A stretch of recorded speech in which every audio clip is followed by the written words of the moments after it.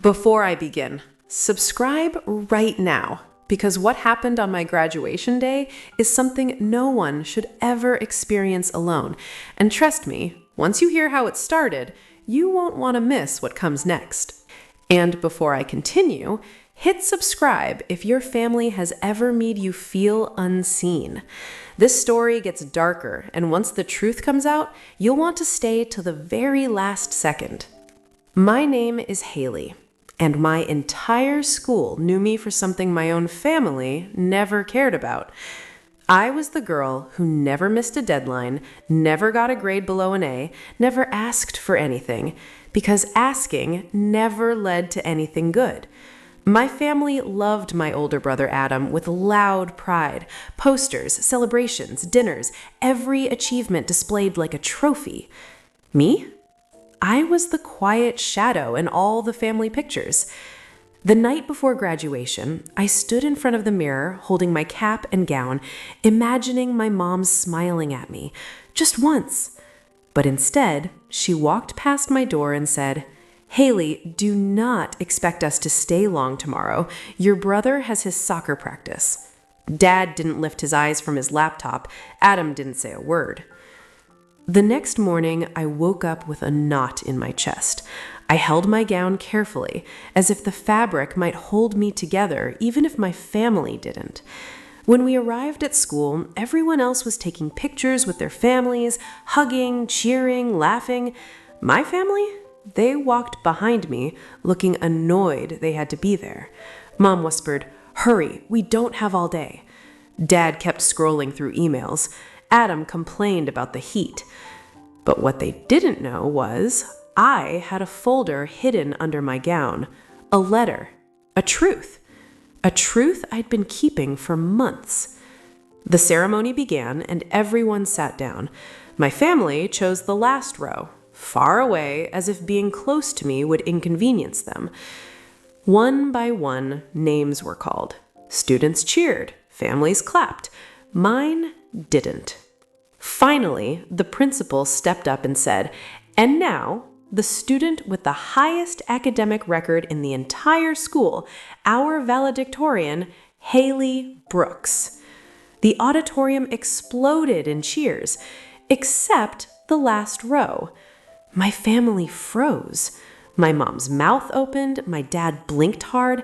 Adam whispered, "Wait, her?" I walked toward the stage, and every step felt like reclaiming a piece of myself they had taken away long ago. I reached the microphone, and everything in me, every tear, every ache, every lonely night, poured into my voice. "I know I'm supposed to give a speech about success," I began, "but success means nothing when the people you love never bothered to look at you long enough to see it." The audience went silent. I didn't become valedictorian because someone encouraged me. I became this because no one did. My mom stiffened. Dad looked away. Adam's face burned red. Then I pulled out the hidden folder from under my gown. "This," I said, holding it up, "is a scholarship letter I received 3 days ago. A full scholarship. 4 years, $164,000. Gasps filled the room. "But I didn't tell my family," I continued, "because I knew what they would say. Why didn't Adam get it? Why do you deserve this? How will this help us?" My voice cracked, and I was right. I looked straight at the last row where they sat. My family didn't show up today for me. They showed up because they had no choice. For the first time ever, my parents looked ashamed.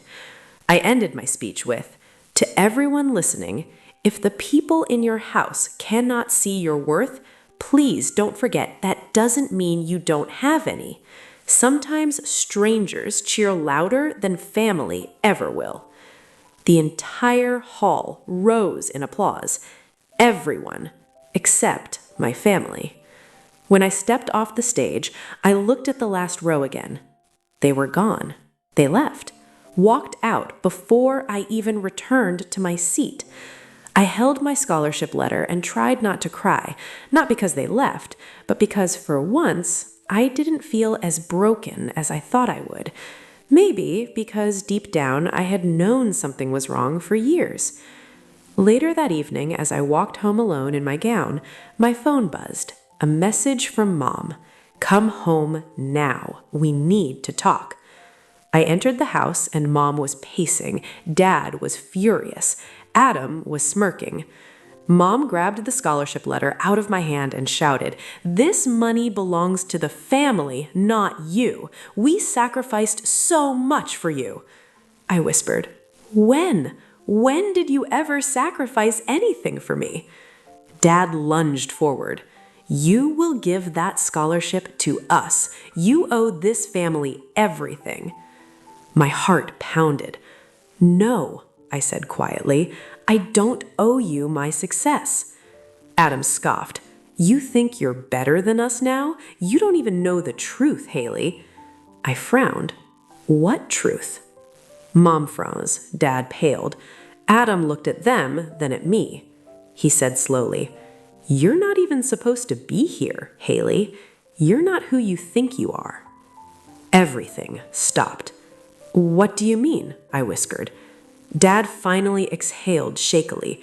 "There's something we never told you, something we hoped you'd never find out." My entire body went cold. Mom whispered, "You're not our real daughter."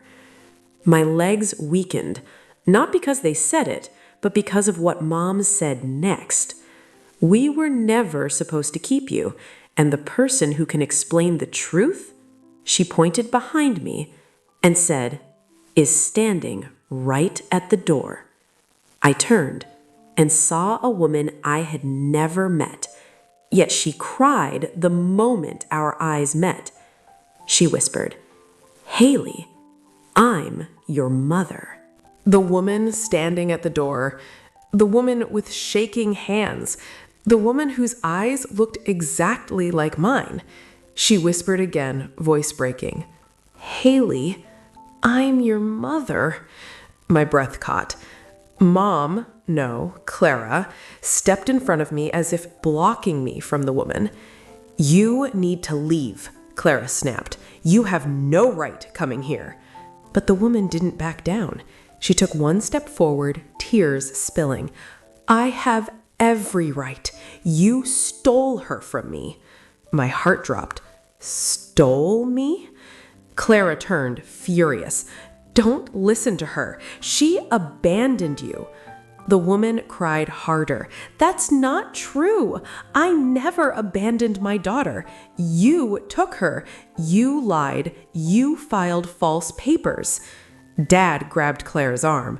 "Stop talking right now." But the woman held out a folder, a thick one, with my baby picture on the front. My real baby picture. "Haley," she said softly, "you were taken from the hospital after you were born. Your real name is Haley Jameson. I filed missing child reports for years. My father and I searched every day. We never stopped." Clara shouted, "Liar!" But the woman continued, "You were born premature. I was unconscious for 2 days. When I woke up, you were gone." My chest tightened painfully. Dad yelled, "Enough! This is nonsense." But the woman pulled out one more paper, the original birth certificate. My real mother's signature, my real father's name, my real birth date. Everything real. Everything stolen. Clara's face turned white. Adam looked like he had seen a ghost. I whispered, "Is this true?"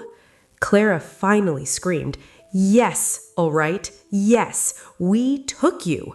We were supposed to adopt a baby, but your mother backed out last minute. We had nothing, no child, no hope." Her hands shook violently. "And then you were there, alone in a hospital room, no one watching, no one caring." My real mother sobbed. "I went to the bathroom for 5 minutes, and when I came back, she was gone." Clara pointed at me. You were perfect, better than the child we lost, better than the baby that died. We deserved another daughter. I stumbled backward. You didn't deserve me. Dad finally exploded. Do you know how hard we worked? We gave you everything we had. I shouted back. You gave me nothing. Not love, not support, not pride, nothing. My real mother stepped beside me, as if shielding me from anger I endured all my life. Clara glared at me one last time. That scholarship money belongs to us. We raised you. We suffered for you. You owe us. I stood taller than I ever had. I don't owe you a single moment of my life. Dad lunged forward. Adam grabbed his arm.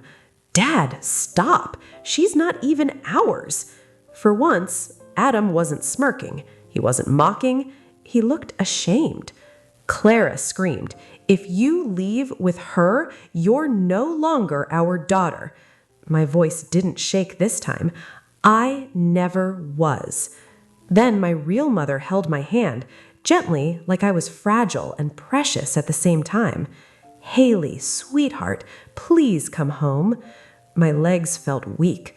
My throat closed. But my heart finally felt something. A place it wanted to go. I nodded slowly, and Clara's final scream echoed behind us. "You'll regret this. No one will want you, not even them." But when I turned to look at my real mother, she held me tighter and whispered, "I wanted you every single day." We walked out of that house, out of 18 years of lies, pain, silence, invisibility, and for the first time, I didn't feel small. The aftermath started within 48 hours. Hospital records, missing child reports, forged adoption signatures, my baby ID tag, CCTV from the hallway restored, Clara's forged documents. Everything resurfaced. Investigators confirmed Clara and Tom Brooks took me illegally and hid me under false paperwork for years. They even blocked the missing child notices so my real parents would stop looking. But they never did. They fought for me for 18 long years. Court day. I sat beside my real mother, her hand wrapped around mine, steady and warm. The judge read every detail aloud. Clara tried crying, Dad tried lying, Adam stayed silent. The judge's voice cut the room in half. "Clara and Thomas Brooks, you are guilty of child abduction, forgery, emotional neglect, identity suppression, interference with custody, and financial exploitation." Clara screamed, "She owes us. We raised her." The judge replied, "You raised her for yourselves, not for her." They were sentenced, not because I wanted revenge, but because I deserved truth. A new life. I moved into my real home. My real parents showed me my real baby clothes, the room they kept ready, photos of them holding my tiny hands, the birthday cards they wrote even when I wasn't there, the crib they never took apart, the journal where they wrote letters to me every year I was missing. I cried for hours for the girl I used to be, for the woman I became, for the family I finally had. Final scene. The speech they missed. A month later, my new school invited me to speak about bravery. I walked onto the stage, my real parents in the front row. I said, "If you ever feel unseen, please remember sometimes the wrong people raise you so the right people can find you later." And I ended with the line that came straight from my heart. If this story felt like yours, please subscribe. I want you with me on every step forward. The audience erupted in applause. I smiled through tears. This time, I wasn't invisible. I wasn't alone. I was home.